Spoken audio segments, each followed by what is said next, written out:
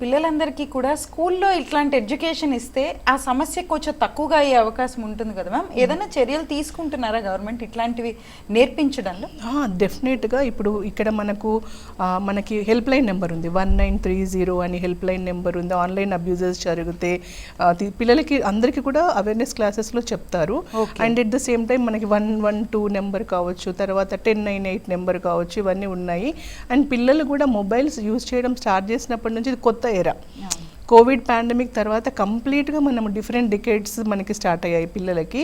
కాబట్టి దానికి సంబంధించి కొత్త మాడ్యూల్స్ డిజైన్ చేయడం కావచ్చు, కరికులం డిజైన్ చేయడం కావచ్చు, పిల్లలకి ఆన్లైన్ క్లాసెస్ ఇవ్వడం కావచ్చు. స్టేట్ గవర్నమెంట్ నుంచి, సెంట్రల్ గవర్నమెంట్ నుంచి అండ్ ఎన్జిఓస్ కూడా చాలా ఇనిషియేటివ్స్ టేకప్ చేశారు.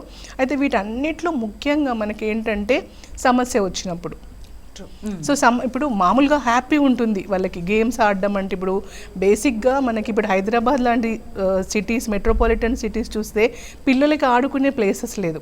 చిన్నప్పుడు స్కూల్ అంటే ఫస్ట్ ఆటలే, వెళ్ళగానే ఆడుకోవడం, స్కూల్ అయిపోయాక ఆడుకోవడం, లంచ్ బ్రేక్లో ఆడుకోవడం. కానీ ఈరోజు పిల్లల పరిస్థితి ఏంటి? సో వాళ్ళ ఆటలకి కనెక్ట్ అయ్యి లేరు. వాళ్ళు దేనికి కనెక్ట్ అయ్యి ఉన్నారు? గేమ్స్కి కనెక్ట్ అయ్యి ఉన్నారు. వాళ్ళు దేనికి కనెక్ట్ అయ్యి ఉన్నారు? ఫ్రెండ్స్తో ఆన్లైన్లో చాటింగ్, వాట్సాప్లో చాటింగ్.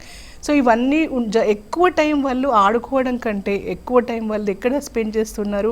ఆన్లైన్లో, గేమింగ్లో. అక్కడ వాళ్ళు మిగతా ఫ్రెండ్స్తో మాట్లాడడం, అక్కడ స్పెండ్ చేస్తారు. సో ఇట్లాంటి సిచ్యువేషన్లో పిల్లలు ఈజీగా ఫ్రెండ్షిప్ చేస్తున్నారు. ఇప్పుడు బయట ఆడుకుంటే బయట ఫ్రెండ్స్ కనెక్ట్ అవుతే వాళ్ళు పక్కనింటి వాళ్ళ ఫ్రెండ్స్, స్కూల్కి వెళ్ళిన వాళ్ళు ఉంటారు. కానీ అక్కడ we don't know is he, వేరే కంట్రీ నుంచి ఉన్నాడా, వేరే స్టేట్ నుంచి ఉన్నాడా, మన పక్కనున్న వాళ్ళు ఉన్నారా, అది వాళ్ళకి తెలీదు.